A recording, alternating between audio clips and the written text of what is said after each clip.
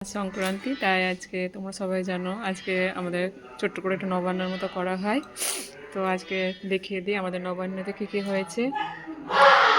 এই যে এখানে আছে চিড়ে, ভেজা চিড়ে, তারপর দই, তারপর এটাকে যেটা আমরা সব কিছু মিশিয়ে একটা গোলা তৈরি করি, এটা সবচেয়ে এটা দিতেই হবে, নতুন যে চালের গুঁড়োটা হয় সেটা দিয়ে এটা করা হয়।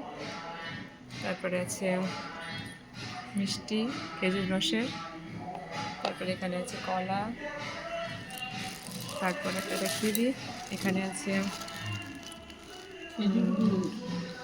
জিলেপি, এই যে, আর আমি পরিবেশন করে ফেলেছি।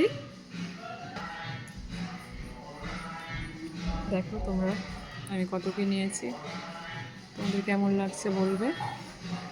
এখানে আমি সব নিয়ে ফেলেছি, এখন আমি খাওয়া স্টার্ট করবো। এই যে আমার মা এখানে খেতে বসেছে, অনেক বছর পরে প্রায় শেষ হয়েছে। মা কিছু বলো, কেমন হয়েছে?